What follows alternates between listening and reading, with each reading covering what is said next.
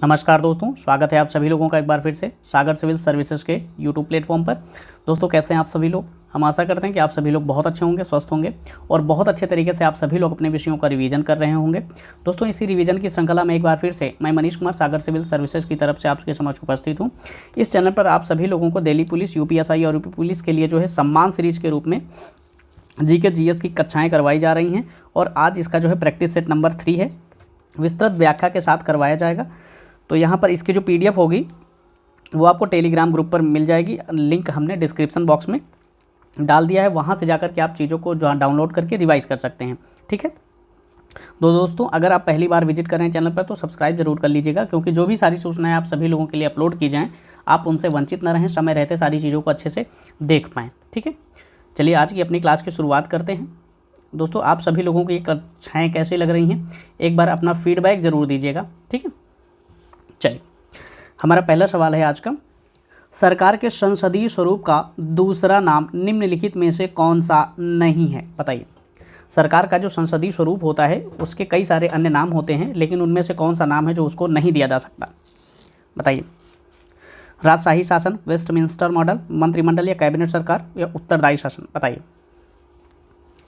तो दोस्तों आपका जवाब क्या हो जाएगा, राजशाही शासन जो है इस संसदीय स्वरूप का दूसरा नाम नहीं है, जबकि वेस्टमिंस्टर मॉडल और मंत्रिमंडलीय सरकार या उत्तरदायी शासन ये उसके रूप में जो है अन्य नामों के रूप में इसका उपयोग किया जाता है।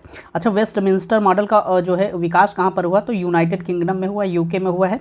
इसका वर्तमान में कहाँ कहाँ पर कौन कौन से देशों में इसका जो है पालन किया जाता है, जैसे एक अपना भारत हो गया, कनाडा हो गया, ऑस्ट्रेलिया में भी जो है वेस्टमिंस्टर मॉडल काफ़ी हद तक जो है दिखाई देता है। ये चीज़ भी आपको ध्यान रखना है, कहाँ पर, ऑस्ट्रेलिया में। अच्छा, मंत्रिमंडलीय जो सरकार होती है इसका प्रमुख कौन होता है, संसदीय स्वरूप में मंत्रिमंडलीय जो कैबिनेट सरकार होती है इसका प्रमुख जो होता है वो प्रधानमंत्री होता है। प्रमुख कौन होता है, तो प्रधानमंत्री होता है, प्रधानमंत्री। ठीक है, और उत्तरदायी शासन से क्या मतलब है, यहाँ पर जो कार्यपालिका होती है, कार्यपालिका जो होती है किसके प्रति उत्तरदायी होती है, तो विधायिका के प्रति उत्तरदायी होती है। विधायिका के प्रति जो है ये उत्तरदायी होती है। लेकिन संसदीय स्वरूप की एक महत्वपूर्ण विशेषता ये है कि जो कि सरकार होती है, मतलब मंत्रिपरिषद होती है, मंत्रिपरिषद जो होती है, मंत्रिपरिषद किसके प्रति सामूहिक रूप से जिम्मेदार होती है, तो लोकसभा के प्रति उत्तरदायी होती है। ठीक है, इसको आपको ध्यान रखना है, उत्तरदायी होती है। अब जैसे आपको यहाँ पर समझना है कि मंत्रिमंडलीय सरकार में जो कैबिनेट सरकार होती है उसका प्रमुख प्रधानमंत्री होता है। ध्यान रखिएगा, राज्य का प्रमुख यानी कि देश का प्रमुख जो है कौन होता है, राष्ट्रपति होता है। ये चीज़ आपको ध्यान रखना है। और भारत में गणतंत्रीय व्यवस्था को जो है अपनाया गया है। यहाँ पर संसदीय स्वरूप में राजशाही शासन को इसलिए नहीं शामिल किया गया है क्योंकि राजशाही शासन में क्या होता है, शासन वंशानुगत चलता है, वंशानुगत शासन होता है इसमें। और इस जबकि भारत में क्या है, राष्ट्रपति जो है प्रति 5 वर्ष में क्या है, निर्वाचित होता है। तो यहाँ पर ये थोड़ा सा अंतर भी है। तो इसलिए ये तीनों मॉडल जो हैं संसदीय स्वरूप के रूप में माने जाते हैं, राजशाही शासन इससे संबंधित नहीं है। ठीक है, चलिए ये महत्वपूर्ण पॉइंट आपको जानने ज़रूरी थे जो मैंने आपसे शेयर कर लिया। चलिए, एक शहर में सही सीमाओं के लिए भूमि का मापन किसके द्वारा किया जाता है। बताइए, नगर पालिका के जो अधिकारी होते हैं उनके द्वारा, भूमि अधिग्रहण अधिकारियों के द्वारा, शहर सर्वेक्षण अधिकारियों के द्वारा या कानून प्रवर्तन अधिकारियों के द्वारा। तो दोस्तों एक शहर में सही सीमाओं का जो है सही सीमाओं के लिए भूमि का मापन किसके द्वारा किया जाता है, तो शहर सर्वेक्षण के जो अधिकारी होते हैं उनके द्वारा किया जाता है। ठीक है, ये चीज़ आपको ध्यान रखना है। इनका मुख्य कार्य क्या होता है, भूमि की जो सीमाएँ होती हैं उनको सटीक रूप से नापा जाए और उनका जो है मानचित्र एक बना के खाका एक तैयार कर लिया जाए, जिससे अन्य के लिए जो है, अन्य अधिकारियों के लिए वो चीज़ें जो है समझना थोड़ा सा आसान हो जाता है। ठीक है, चलिए हमारा अगला सवाल, किस शहर को भारत का मैनचेस्टर के रूप में जाना जाता है। किस शहर को भारत के मैनचेस्टर के रूप में जाना जाता है, सूरत, भोपाल, कानपुर या अहमदाबाद। तो दोस्तों भारत का मैनचेस्टर किसे कहा जाता है, तो अहमदाबाद को कहा जाता है। लेकिन कानपुर को भी एक मैनचेस्टर कहा जाता है, वो किसका, उत्तर भारत का मैनचेस्टर कहा जाता है, उत्तर भारत का मैनचेस्टर। तो ये चीज़ आपको ध्यान रखना है। उत्तर भारत का मैनचेस्टर किसे कहा जाता है, तो कानपुर को कहा जाता है। लेकिन अगर बात की जाए दक्षिण भारत का मैनचेस्टर किसे कहा जाता है, दक्षिण भारत का मैनचेस्टर, तो ये किसे कहा जाता है, तो इसे कहा जाता है कोयम्बटूर को। ठीक है, ये मेन पॉइंट आपको जरूर ध्यान रखना चाहिए, क्योंकि यहाँ से जैसे अभी भारत का पूछा है, फिर उत्तर भारत का पूछ सकता है, फिर दक्षिण भारत का पूछ सकता है, तो ये अन्य सवाल आपसे बन सकते हैं। ठीक है, चलिए हमारा अगला सवाल, जिस तापमान पर वायु में जलवाष्प संघनित होना शुरू कर देगा उसे क्या कहा जाता है। यानी कि वायुमंडल में जो आप जलवाष्प देखते हैं, ये ठंडियों के दिनों में आप देखेंगे तो ये जलवाष्प के जो है जलवाष्प उसकी बूंदों के रूप में या बर्फ़ के कणों के रूप में भी आपको दिखाई देती है। तो जिस तापमान पर वह संघनित होना शुरू होती है उसे क्या कहा जाता है, तो दोस्तों उसे कहा जाता है ओशांक बिंदु कहा जाता है। ठीक है, अगर ओशांक बिंदु से कम तापमान पर जलवाष्प जो है संघनित होती है तो उससे क्या बनते हैं, उससे बर्फ़ के जो छोटे छोटे टुकड़े होते हैं वह बनते हैं। अगर उसी तापमान पर संघनित होती है तो जल की जो बूंदें होती हैं, ओस की जो बूंदें होती हैं, जो पत्थरों पर, पेड़ पौधों की पत्तियों पर, घास पर जो आप देखते हैं वो उससे बनती हैं, ओस बनती है वो। ठीक है, ये चीज़ आपको ध्यान रखना है। हमारा अगला सवाल, मिल्क ऑफ मैग्नीशिया में मौजूद क्षारीय घटक जिसका उपयोग रेचक या लैक्सेटिव के रूप में किया जाता है वह क्या है, बताइए। जिसका उपयोग जो है लैक्सेटिव के रूप में किया जाता है वह क्या है। Magnesium chloride, magnesium carbonate, magnesium oxide या मैग्नीशियम हाइड्रोक्साइड। तो दोस्तों मिल्क ऑफ मैग्नीशिया में मौजूद जो मैग्नीशियम हाइड्रोक्साइड होता है, यानी कि आपका डी ऑप्शन जो है इसमें सही हो जाएगा, एक क्षारीय घटक होता है, एक क्षारीय घटक होता है। और इसका उपयोग कहाँ पर किया जाता है, इसका उपयोग जो होता है दोस्तों कहाँ पर होता है, तो पेट की अम्लता को दूर करने के लिए, पेट की अम्लता को दूर करने के लिए। ठीक है, ये चीज़ आपको ध्यान रखना है, पेट की अम्लता को दूर करने के लिए मैग्नीशियम हाइड्रोक्साइड का एक प्रयोग किया जाता है। हमारा अगला सवाल, खाड़ी प्रवाह एक महासागरीय धारा है, निम्नलिखित महासागरों में से किसमें यह जो है प्रवाहित होती है, आपको बताना है। खाड़ी की जो खाड़ी प्रवाह है एक महासागरीय धारा का नाम है, कहाँ पर प्रवाहित होती है, अंध महासागर, हिंद महासागर, उत्तरी ध्रुव महासागर या प्रशांत महासागर, बताइए। तो कहाँ पर प्रवाहित होती है, तो ध्यान रखिएगा ये अंध महासागर में प्रवाहित होती है। जैसे आपको यहाँ पर मैं थोड़ा सा एक चित्र के माध्यम से समझा दूँ। जैसे आप यहाँ पे एक चित्र देखेंगे ऐसे, यहाँ से मान लीजिए कि क्या है, ये विषुवत रेखा जो है धारा प्रवाहित होती है, विषुवत रेखीय धारा जो होती है इसके पास से एक विषुवत रेखीय जो है, क्योंकि विषुवत रेखा के पास जो है गर्म जल क्षेत्र होता है, तो जब पृथ्वी पश्चिम से पूर्व घूमती है तो जल जो है पूर्व से पश्चिम की ओर घूमना चालू कर देता है, जिससे एक धारा का निर्माण होता है। और यह धारा इस तरीके से बहते हुए इस तरीके से अंध महासागर में प्रवाहित होती है।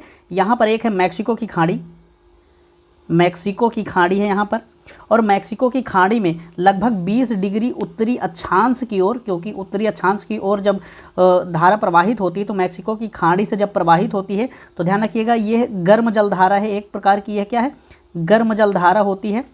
और मैक्सिको की खाड़ी से प्रवाहित होने के बाद जो है ये क्या है, उत्तर की ओर बढ़ती है, जिसे उस समय क्या नाम दे दिया जाता है, गल्फ स्ट्रीम, गल्फ स्ट्रीम धारा का नाम दे दिया जाता है।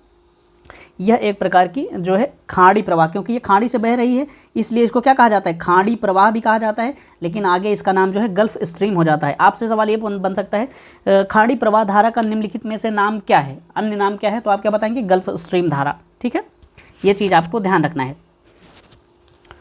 चलिए हमारा अगला सवाल, निम्नलिखित में से किस संगठन ने वैश्विक जलवायु स्थिति रिपोर्ट को जो है प्रकाशित करता है। निम्नलिखित में से कौन सा संगठन है जो वैश्विक जलवायु स्थिति की जो रिपोर्ट है उसको प्रकाशित करता है। जलवायु परिवर्तन से संबंधित अंतर सरकारी पैनल, संयुक्त राष्ट्र पर्यावरण कार्यक्रम, जलवायु परिवर्तन पर संयुक्त राष्ट्र फ्रेमवर्क कन्वेंशन या विश्व मौसम विज्ञान संगठन, किसके द्वारा जो है वैश्विक जलवायु स्थिति रिपोर्ट को जो है प्रकाशित किया जाता है। तो किसके द्वारा किया जाता है, विश्व मौसम विज्ञान संगठन के द्वारा किया जाता है। और इसको क्या कहते हैं, वर्ल्ड मेट्रोलॉजिकल ऑर्गेनाइजेशन, WMO भी कहा जाता है इसे, तो आप ऐसे भी समझ सकते हैं। WMO के द्वारा जो है यह रिपोर्ट प्रकाशित की जाती है। अच्छा, WMO की स्थापना कब हुई, तो ध्यान रखिएगा WMO की स्थापना हुई थी 23 मार्च 1950 को, 1950 को, ठीक है। और इसमें देशों की संख्या जो है कितनी है, देशों की संख्या कितनी है, इसमें देश कितने हैं यही लिख देता हूँ, इसमें देश कितने हैं तो ध्यान रखिएगा 193 देश इसमें हैं इस संगठन में। चलिए हमारा अगला सवाल, स्पाइना विफिडा नामक जन्म दोष को रोकने के लिए किस विटामिन की आवश्यकता होती है। मोस्ट इंपॉर्टेंट सवाल, बहुत अच्छे सवाल हैं ये दोस्तों, आप इन्हें अच्छे से जो है सॉल्व करिए। स्पाइना विफिडा नामक जन्म दोष जो होता है किस विटामिन की आवश्यकता होती है उसको दूर करने के लिए, रोकने के लिए। तो दोस्तों इसमें किस विटामिन की आवश्यकता होती है, तो फोलेट विटामिन की आवश्यकता होती है। और किस प्रकार का विटामिन है, तो विटामिन B9, ठीक है, ये चीज़ आपको ध्यान रखना है। अच्छा ये कहाँ पर पाया जाता है, तो कहाँ पर पाया जाता है, तो ये हरी सब्जियों में पाया जाता है। सबसे पहले हरी पत्तियाँ जो होती हैं उसमें पाया जाता है, ठीक है। और इसके अलावा सोयाबीन में पाया जाता है, सोयाबीन में, ठीक है। इसके अलावा यीस्ट में पाया जाता है, फलियों में पाया जाता है, फलियों में, यीस्ट में, ठीक है। इसके ये मुख्य स्रोत हैं जिनको आपको जानना चाहिए। फोलेट विटामिन का जो है उपयोग कहाँ पर किया जाता है, स्पाइना विफिडा नामक जन्म दोष से बीमारी होती है उसको रोकने के लिए। चलिए हमारा अगला सवाल, प्रवाल यानी कि कोरल प्रवाल पूर्वंगक, माफ कीजिएगा, प्रवाल पूर्वंगक जिसे कोरल पॉलिप्स कहा जाता है। दोस्तों ये हिंदी में नाम ऐसे लिख देते हैं कि और किसके बीच जो है सहजीवी संबंध होता है, यानी कि कोरल पॉलिप्स और किसके बीच जो है एक सहजीवी का संबंध होता है, जोक्सानथेला, क्लॉस्ट्रिडियम, साल्मोनेला या राइजोबियम, बताइए किसके मध्य होता है। तो दोस्तों किसके मध्य होता है, जोक्सानथेला, ध्यान रखिएगा। प्रवाल कठोर संरचना वाले चूना प्रधान के जीव होते हैं। इन प्रवालों की कठोर सतह के अंदर एक सहजीवी संबंध के रूप में रंगीन शैवाल उपस्थित होता है जिसका नाम क्या होता है, जोक्सानथेला उसका नाम होता है। और प्रवाल मुख्य रूप से कम गहराई वाले स्वच्छ जल में पाए जाते हैं और वहाँ पर जो है जल बहुत ज़्यादा गंदा नहीं होना चाहिए, अवसाद रहित होना चाहिए, ठीक है। तो ये चीज़ आपको ध्यान रखना है। स्वच्छ जल में लगभग 20 या 21 डिग्री सेल्सियस के आसपास का तापमान होना चाहिए और जल जो है अवसाद रहित होना चाहिए, वहाँ पर ये चीज़ें जो है पाई जाती हैं। हमारा अगला सवाल, कौन सा दर्रा सिक्किम को चीन के तिब्बत स्वायत्त क्षेत्र से जोड़ता है। कौन सा दर्रा जो है सिक्किम को चीन के तिब्बत स्वायत्त क्षेत्र से जोड़ता है, तो बताइए। आप सभी लोगों ने इसको पढ़ा होगा। तो नाथूला दर्रा, कौन सा दर्रा है, तो नाथूला दर्रा जो है सिक्किम को तिब्बत के स्वायत्त क्षेत्र से जोड़ता है। और सिक्किम में ही एक अन्य दर्रा भी है, वह कौन सा है, तो सिक्किम में एक अन्य दर्रा है जेलेपला। कौन सा है, जेलेपला दर्रा, ठीक है। ये चीज़ भी आपको ध्यान रखना है। और यह भारत तथा चीन के बीच जो है व्यापार यहाँ से किया जाता है। यह दर्रा जो है सिक्किम को ल्हासा से जोड़ता है, ये चीज़ आपको ध्यान रखना है, सिक्किम को ल्हासा से जोड़ता है। ये दर्रा जेलेपला जो है सिक्किम को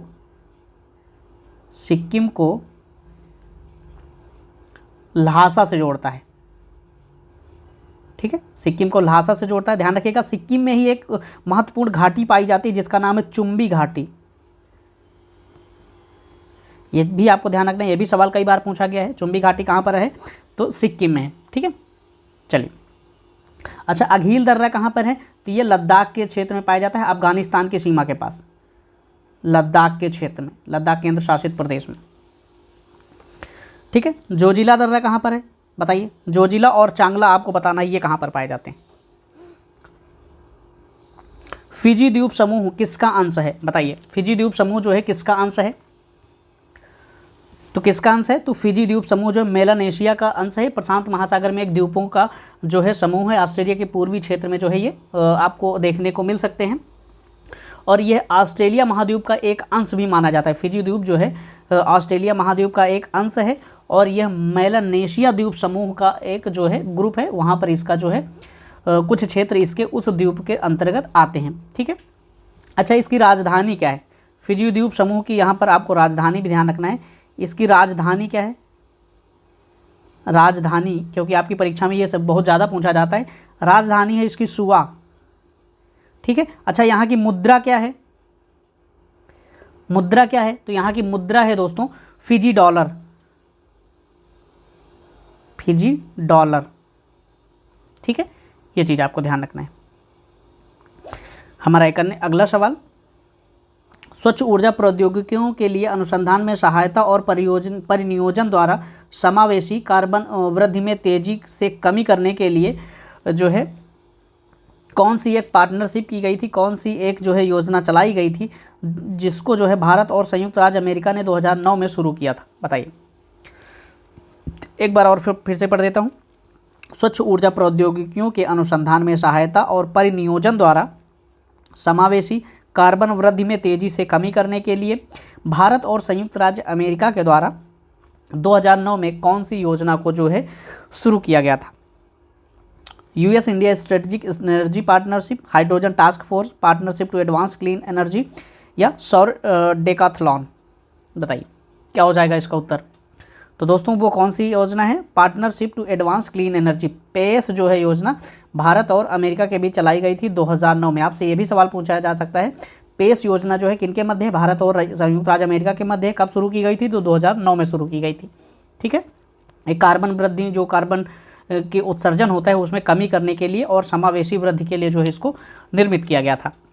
ठीक है, चलिए। एक मंत्री के अलावा संसद के किसी भी सदस्य द्वारा पेश किए गए एक विधेयक को क्या कहा जाता है? अगर एक मंत्री के अलावा कोई अन्य व्यक्ति जो है विधेयक को पेश करता है तो उसे क्या कहा जाता है? तो निजी विधेयक कहा जाता है। ठीक है, अच्छा विधेयक कितने प्रकार के होते हैं? तो 4 प्रकार के होते हैं। साधारण विधेयक, धन विधेयक, वित्त विधेयक या संविधान संशोधन विधेयक होता है। ठीक है, और साधारण विधेयक में क्या होता है? वित्त विषयों के अलावा जितने भी विषय होते हैं वो सारे साधारण विधेयक में आते हैं। लेकिन अगर धन विधेयक की बात करें तो इसमें वित्तीय विषयों से संबंधित, जैसे करारोपण हो गया, लोक व्यय हो गया, इनसे संबंधित जो विधेयक होते हैं वो धन विधेयक में आते हैं। और वित्त विधेयक में कौन से विधेयक आते हैं? तो धन विधेयक के अलावा जितने वित्तीय संबंधी विषय होते हैं वो सब वित्त विधेयक में आते हैं। ठीक है, ये चीज़ आपको ध्यान रखना है। और यहाँ पर ध्यान रखना है संविधान संशोधन विधेयक, ये विधेयक संविधान के उपबंधों में संशोधन करने के लिए प्रस्तुत किए जाते हैं। तो ये चीज़ आपको ध्यान रखना है, छोटी सी। केंद्रीय औषधि अनुसंधान संस्थान जो है कहाँ पर अवस्थित है? इलाहाबाद, लखनऊ, दिल्ली, पुणे। दोस्तों ये सारे सवालों में जो एक्सप्लेनेशन मैं आपको बता रहा हूँ, सारी चीज़ें लिखना पॉसिबल नहीं है क्योंकि क्लास बहुत ज़्यादा लंबी हो जाएगी। इसकी वजह से मैं आपको चीज़ें कोई छूटे ना, इसलिए बता भी देता हूँ। अगर आप अच्छे से सुनेंगे तो निश्चित तौर पर वो चीज़ें आपको जो है लाभदायक होंगी। बताइए केंद्रीय औषधि संस्थान कहाँ पर है? तो ये केंद्रीय औषधि संस्थान कहाँ पर है? तो लखनऊ में अवस्थित है। ठीक है, अच्छा इसका उद्घाटन कब हुआ था? इसका उद्घाटन हुआ था 17 फरवरी 1951 को। 17 फरवरी 1951 को हुआ था। ठीक है, अच्छा किसके द्वारा किया गया था? तो पंडित जवाहरलाल नेहरू के द्वारा। जवाहरलाल नेहरू के द्वारा। ठीक है, ये चीज़ आपको ध्यान रखना है। आपको अगर आपसे पूछा जाए केंद्रीय औषधि अनुसंधान संस्थान जो है कहाँ पर है, तो ये लखनऊ में उत्तर प्रदेश में अवस्थित है। ये चीज़ भी आपको ध्यान रखना है। और किसके द्वारा जो है इसका उद्घाटन किया गया था? तो जवाहरलाल नेहरू के द्वारा किया गया था। कब किया गया था? तो 17 फरवरी 1951 को किया गया था। ठीक है, चलिए। यह अनुसंधान संस्थान जो है जैव चिकित्सा के क्षेत्र में जो है एक अग्रणी अनुसंधान संस्थान के रूप में जाना भी जाता है। चलिए, उत्तर प्रदेश विधानसभा में कितने नामित एंग्लो इंडियन सदस्य हैं? बताइए, उत्तर प्रदेश विधानसभा में कितने नामित एंग्लो इंडियन सदस्य हैं? तो दोस्तों ध्यान रखिएगा, अभी के हिसाब से जो है ये एक जो उत्तर दिया विकल्प के अनुसार, ये अभी इस विकल्प के अनुसार ये एक हो जाएगा, सी ऑप्शन सही हो जाएगा। लेकिन ध्यान रखिएगा 2020 में 104वां जो संविधान संशोधन हुआ था 2019 का, 2019 में लाया गया था, 2020 में ये जो है पारित हुआ है। 104वां संविधान संशोधन जो अधिनियम था उसके माध्यम से संसद के जो मनोनीत सदस्य होते थे, जैसे एंग्लो इंडियन सदस्य, और राज्य की जो विधानसभाओं के जो सदस्य होते थे उनको जो है अब उनकी सीटों को समाप्त कर दिया गया है। ये चीज़ आपको ध्यान रखना है। ठीक है, उत्तर प्रदेश एक द्विसदनीय विधानसभा है। यहाँ पर कितने सदनीय विधानसभा है? तो द्विसदनीय विधानसभा है। द्विसदनीय विधानसभा है, एक तो विधानसभा, एक विधान परिषद, जिसमें विधान परिषद जो होता है वो उच्च सदन होता है और विधानसभा जो होती है वो निम्न सदन होती है। यहाँ पर विधानसभा जो है, विधानसभा जो है ये भारत की सबसे बड़ी विधानसभा है। यहाँ पर सीटों की संख्या कितनी है? तो 403 सीटें हैं। अगर विधान परिषद की बात करें, विधान परिषद की विधान परिषद की बात करें तो ये भारत में कितनी है, तो इसमें सीटों की संख्या है 100। उत्तर प्रदेश में विधान परिषद की सीटों की संख्या कितनी है, तो 100 है। ये चीज़ भी आपको ध्यान रखना है, ठीक है, क्योंकि हो सकता है सवाल थोड़ा सा घुमा के आगे पीछे करके पूछ लिया जाए। नर्तकी डांसिंग गर्ल की कांस्य प्रतिमा किस सिंधु घाटी स्थल में जो है खोजी गई है, बताइए। हमारे अन्य टेस्ट पेपर में भी ये सवाल पूछा गया था, तो आपको बताना है डांसिंग गर्ल या नर्तकी की कांस्य प्रतिमा कहाँ से प्राप्त हुई है, तो मोहनजोदड़ो से प्राप्त हुई है। ये चीज़ आपको ध्यान रखना है। लेकिन हड़प्पा से भी एक जो है पुरुष नर्तक की मूर्ति प्राप्त हुई है, पुरुष नर्तक की, लेकिन ये किस चीज़ की बनी हुई, तो ये पत्थर की बनी हुई है। ये चीज़ ध्यान रखिएगा। और ये कहाँ से प्राप्त हुई है, तो हड़प्पा से, ठीक है, ये चीज़ आपको ध्यान रखना है। जो कला की दृष्टि से एक उत्तम जो है नमूना माना जा सकता है। हमारा एक अगला सवाल, रिक्त स्थान में एक कार्मिक मामलों में भारत सरकार की समन्वयक एजेंसी है। रिक्त स्थान एक कार्मिक मामलों में भारत सरकार की जो है समन्वयक एजेंसी है, वह कौन सी है, यह बताना है आपको। तो कौन सी है, तो हो जाएगा कार्मिक लोक शिकायत और पेंशन मंत्रालय। कार्मिक लोक शिकायत और पेंशन मंत्रालय जो है वह एक कार्मिक मामलों में भारत सरकार की समन्वयक एजेंसी के रूप में जो है जानी जाती है, ठीक है। दोस्तों, क्या आप सभी लोगों को क्लास समझ में आ रही है, बताइए। चलिए, इसके बाद एक बहुत अच्छा सवाल आया है, इसमें जो है हम लोग अच्छे से डिस्कस करेंगे। यहाँ से सवाल अक्सर जो है पूछ लिया जाता है। कृषक से एकत्रित भूमि राजस्व को मतलब कौन सी व्यवस्था में, कौन सी भू राजस्व व्यवस्था के रूप में जो है जाना जाता है, जिसमें कृषक से एकत्रित भूमि जो थी उसमें राजस्व एकत्रित किया जाता था। जो औपनिवेशिक शासन के दौरान जो है भूमि राजस्व की जो व्यवस्थाएं चालू की गई थी, उसमें से किस व्यवस्था के अंतर्गत किसानों से डायरेक्ट जो है राजस्व वसूल किया जाता था, ये पूछा जा रहा है आपसे। तो किसमें जो है किसानों से डायरेक्ट लिया जाता था, तो ध्यान रखिएगा वो है रैयतवाड़ी व्यवस्था में। रैयतवाड़ी व्यवस्था में जो है किसानों से डायरेक्ट लिया जाता था। इसमें जो है आपको कुछ चीज़ें ध्यान रखना है। इसमें ध्यान रखिएगा ये कहाँ कहाँ पर थी। सबसे पहले तो आपको यही ध्यान रखना है कहाँ कहाँ पर ये लागू थी। तो ये मद्रास में लागू थी, मद्रास में। उसके अलावा ये बम्बई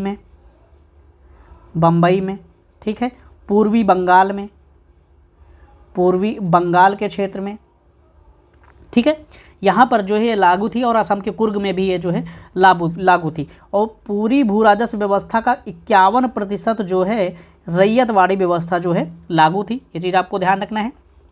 और इसे लागू करने का श्रेय किसे जाता है, तो कर्नल रीड को, कर्नल रीड को, ठीक है, कर्नल रीड ने इसे सबसे पहले लागू किया था। लेकिन बम्बई के क्षेत्र में इसे किसने लागू किया था, बम्बई में इसे किसने लागू किया था, एल्फिंस्टन ने।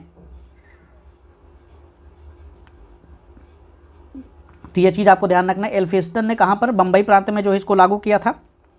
इसके अलावा कुछ अन्य भू राजस्व की जो व्यवस्थाएं थी उनमें एक स्थायी बंदोबस्त थी, स्थायी बंदोबस्त थी। ये चीज़ भी आपको ध्यान रखना है, स्थायी बंदोबस्त। अच्छा, इसे कब लागू किया था, तो इसे 1793 में लागू किया गया था।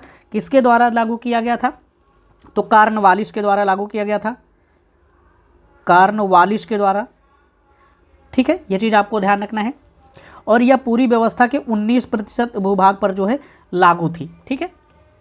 और महालवाड़ी एक व्यवस्था थी, जो तीसरी व्यवस्था थी, एक महालवाड़ी व्यवस्था। यहाँ आपको थोड़ा सा ऊपर समझ लेना है, महालवाड़ी व्यवस्था,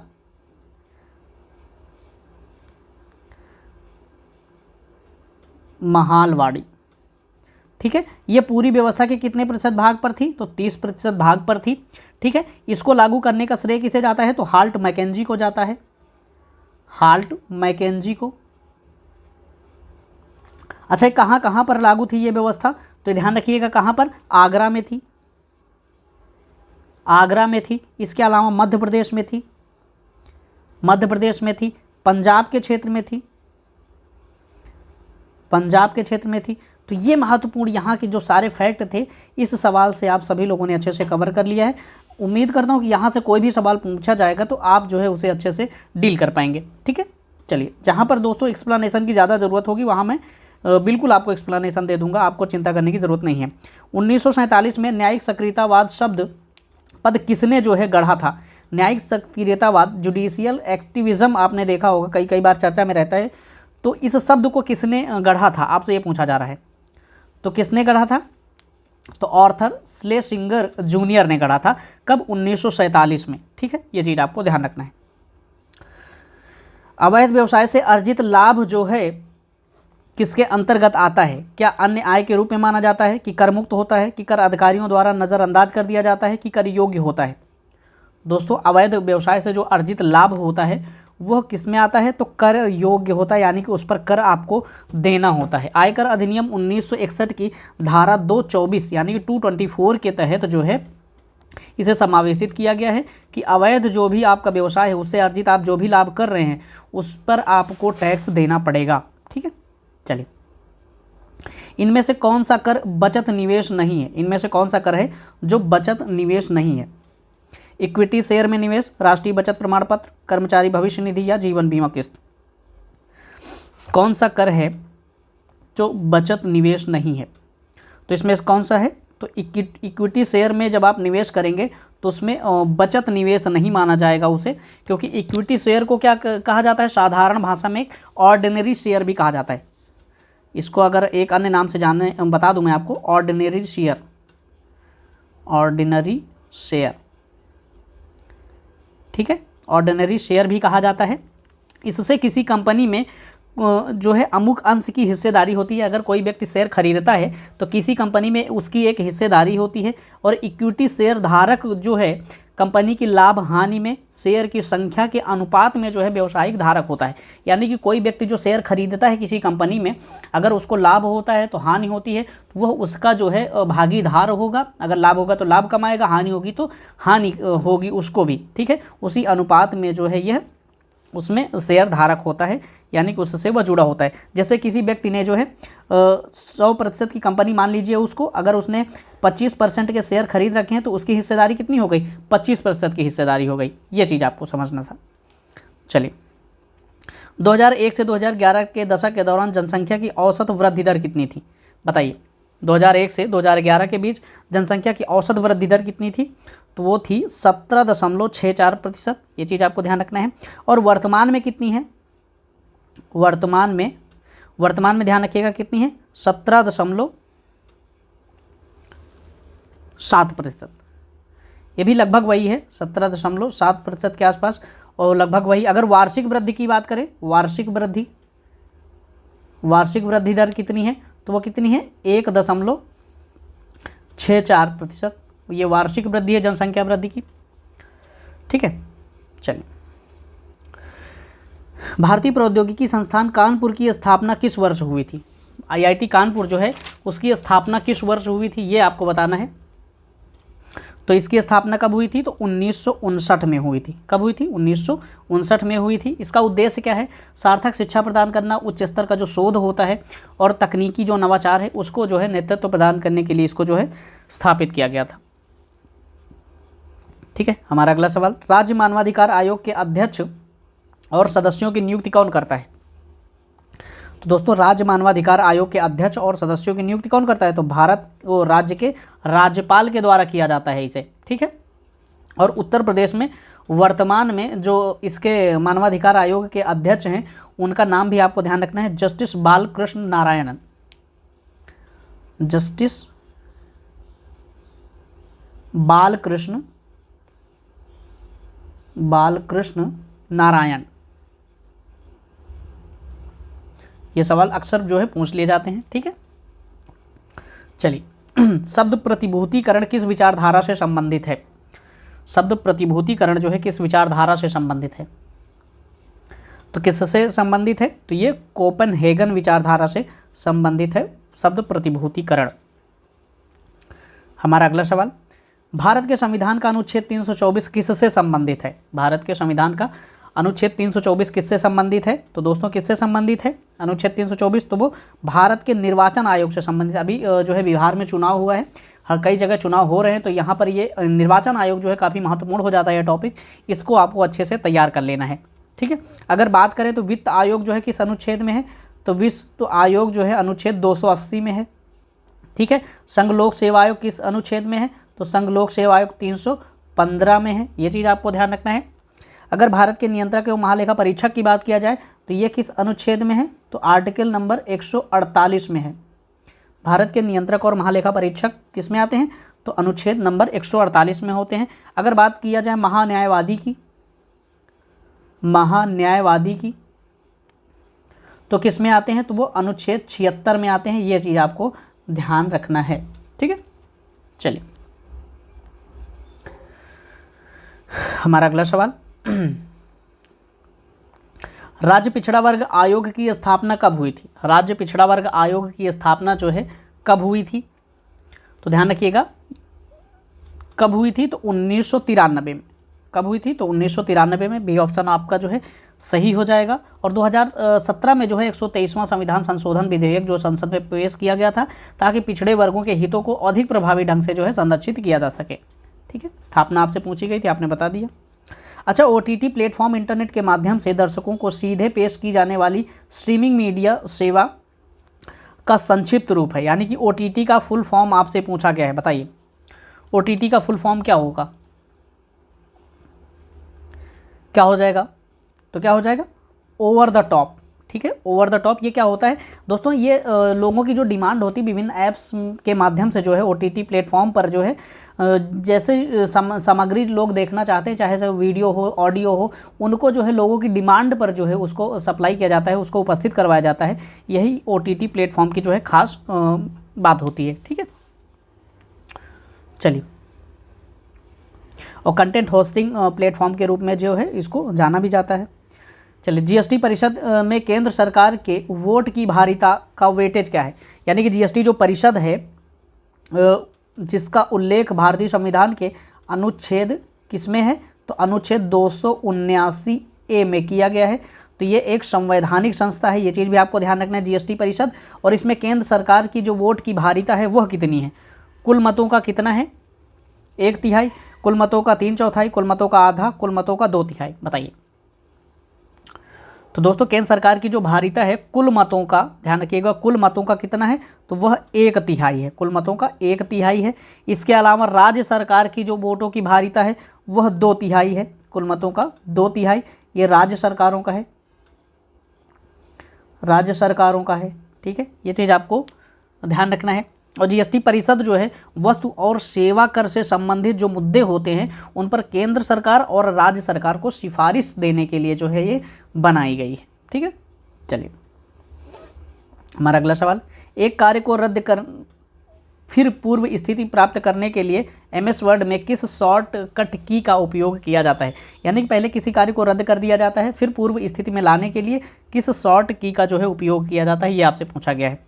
तो Ctrl+Z का उपयोग किया जाता है, ठीक है। दोस्तों कुछ सवाल जो है कंप्यूटर के भी पूछे जाते हैं, तो इनको भी आपको ध्यान रखना है।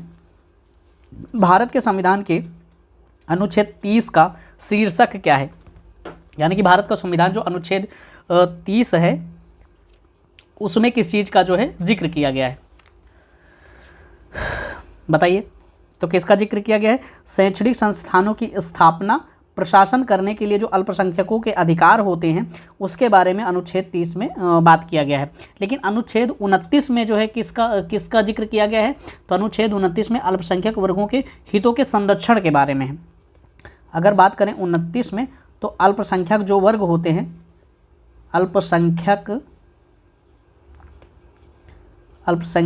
वर्ग के हितों के बारे में, वर्ग के हितों के बारे में बात की गई है। लेकिन जो शैक्षणिक संस्थाओं की बात की गई है वो अनुच्छेद 30 में की गई है, ठीक है। उनके प्रशासन का जो अधिकार वगैरह होगा ये अल्पसंख्यकों का अपना अधिकार माना जाएगा।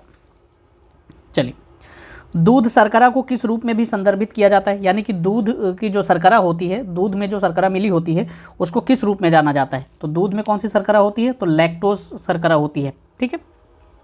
और माल्टेज को जो है अन्न शर्करा के रूप में संदर्भित किया जाता है। जैसे ये माल्टेज होता है, ये किसमें, जैसे हम लोग खाना वगैरह विभिन्न प्रकार के जो अनाज ग्रहण करते हैं उससे जो हमें शर्करा प्राप्त होती है उसे जो हम क्या समझते हैं? माल्टेज शर्करा समझा जाता है, उसे अन्न शर्करा के रूप में, ठीक है। माल्टेज को जो है अन्न शर्करा के रूप में जाना जाता है। इसके अलावा आपको ध्यान रखना है कि माल्टेज जो है एक प्रकार का एंजाइम है, एंजाइम माना जाता है, ठीक है, एक प्रकार का एंजाइम है माल्टेज, और जो कि ध्यान रखिएगा जो कि माल्टोज के विघटन में जो है काम आता है। जैसे एक प्रकार की सरकार माल्टोज है, यह एंजाइम माल्टेज एंजाइम जो है किसके विघटन के लिए ज़रूरी होता है, तो माल्टोज के जो है विघटन के लिए ज़रूरी होता है, ठीक है। सुक्रोज को सामान्य शर्करा या चीनी कहा जाता है। जैसे सुक्रोज होती है, इसको आप जो चीनी खाते हैं इसको सुक्रोज भी कहा जाता है, तो आप ये समझ सकते हैं सामान्य से। आपका इसमें उत्तर क्या हो जाएगा, बी ऑप्शन सही हो जाएगा। दोस्तों ये सारे एक्सप्लेनेशन को आपको ध्यान से सुनना है, निश्चित तौर पर यहाँ से सवाल आपको ज़रूर बनते दिखेंगे। बताइए निम्नलिखित में से कौन सी एक जो विचारधारा है जहाँ एक व्यक्ति लिंग के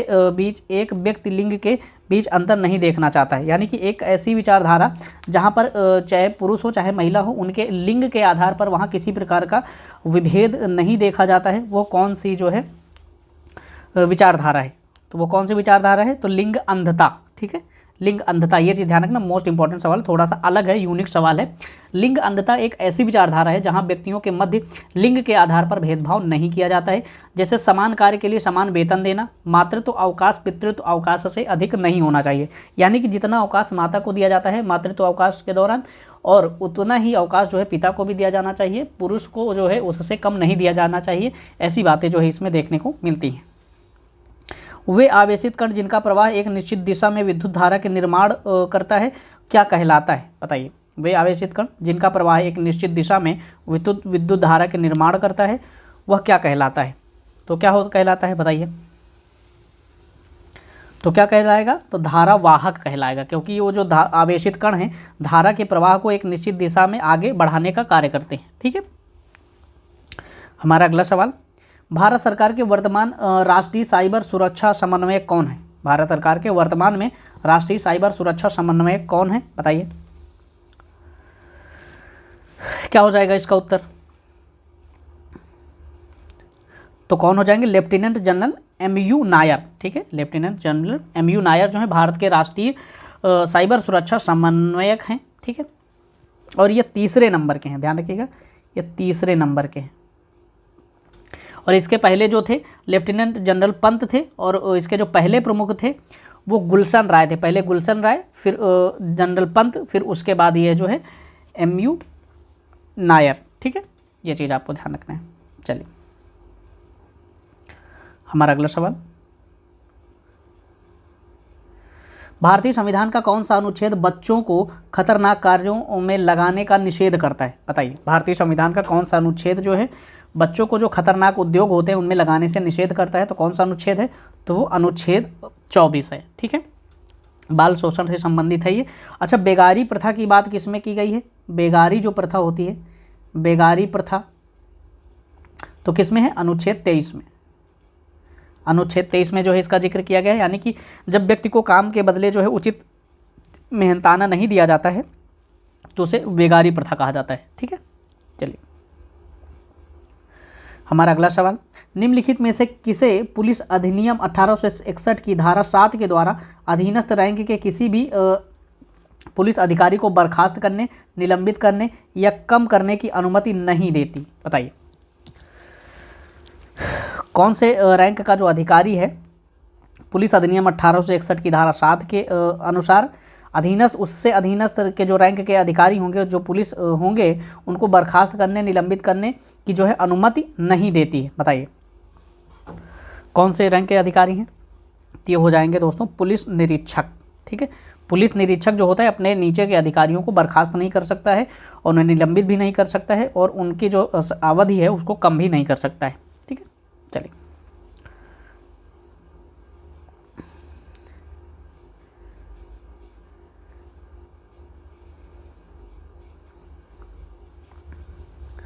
हमारा अगला सवाल, 26 जनवरी 2025 को भारत के 76वें गणतंत्र दिवस के मुख्य अतिथि के रूप में किसे जो है शामिल किया गया था, बताइए।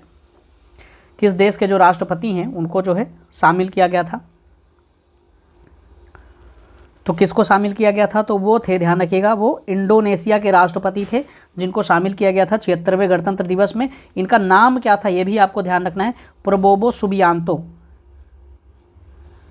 प्रबोवो सुबियांतो, ठीक है, ये चीज़ आपको ध्यान रखना है, प्रबोवो सुबियांतो हैं। और इसमें जो है 76वें गणतंत्र दिवस की थीम क्या थी, तो ये भी आपको ध्यान रखना है क्योंकि थीम भी जो है पूछी जाती है। तो थीम क्या थी, स्वर्णिम भारतः, स्वर्णिम भारत, भारत आप इसे लिख सकते हैं, स्वर्णिम भारत, विरासत और विकास, विरासत और विकास। ठीक है, ये इसकी थीम थी गणतंत्र दिवस 2025 की। और ये कौन सा गणतंत्र दिवस था, तो 76वें नंबर का गणतंत्र दिवस का, ये चीज़ भी आपको ध्यान रखना है। हमारा अगला सवाल, फरवरी 2025 में चर्चा में रहे विजय दुर्ग का संबंध किससे है। विजय दुर्ग का संबंध जो है किससे है, तो किससे है, तो कोलकाता से संबंधित है। ध्यान रखिएगा कि भारत का जो पूर्वी कमान का मुख्यालय था फोर्ट विलियम, फोर्ट विलियम कहाँ था, तो ये पश्चिम बंगाल में था। और ये पूर्वी कमान का जो है मुख्यालय भी था। अब इसका नाम बदल करके क्या कर दिया गया है, तो अब इसका नाम बदल करके विजय दुर्ग कर दिया गया है, नाम बदल कर। ठीक है, विजय दुर्ग कर दिया गया है। इसके सेंट जो जॉर्ज गेट है उसको जो है शिवाजी गेट कर दिया है। इसका जो गेट है, gate Saint George gate, Saint George gate, इसका नाम बदल कर क्या कर दिया गया है, तो शिवाजी गेट कर दिया गया है। ठीक है, इसका नाम क्या कर दिया गया, शिवाजी गेट कर दिया गया है। तो ये चीज़ आपको ध्यान रखना है। चलिए हमारा अगला सवाल और आज का आखिरी सवाल है, हाल ही में विमोचित पुस्तक दिया सलाई किसकी आत्मकथा है। हाल ही में विमोचित जो पुस्तक है दिया सलाई किसकी आत्मकथा है, कैलाशनाथ सत्यार्थी की, अरुण शौरी की, अमिताभ कांत की या पंकज मिश्रा की। तो दोस्तों दिया सलाई किसकी है, तो वो कैलाशनाथ सत्यार्थी की है। ये ऑप्शन आपका सही हो जाएगा। और नोबेल शांति पुरस्कार विजेता भी रहे हैं। इन्होंने अपने संघर्षों और बाल अधिकारों के लिए जो इन्होंने आंदोलन करे थे, उनकी जो है कहानी को इसमें जो है बहुत अच्छे तरीके से दर्शाया गया है, बताया गया है। तो दोस्तों यहाँ पर हमारा आज का ये जो है टेस्ट पेपर ख़त्म होता है। पूरा अच्छे से हमने कोशिश की है कि अच्छे से एक्सप्लेनेशन के साथ आपको चीज़ें अच्छे से समझा कर किया जाए। उम्मीद करता हूँ कि हमारा सेशन आपको पसंद आया होगा, अच्छा लगा होगा। अगर हमारा प्रयास आपको अच्छा लगे, हमारी मेहनत पसंद आए, तो आप प्लीज़ वीडियो को लाइक कर लीजिएगा, चैनल को सब्सक्राइब ज़रूर कर लीजिएगा, क्योंकि आपके छोटे से सपोर्ट से हमें काफ़ी मोटिवेशन मिलता है। तो सारी चीज़ें हम आपके लिए जो है अच्छे से कर पाएंगे। तो ठीक है दोस्तों, फिर मिलते हैं नेक्स्ट वीडियो में। तब तक के लिए अपना ख्याल रखिएगा, स्वस्थ रहिए और अच्छे से पढ़ाई करते रहिए। धन्यवाद।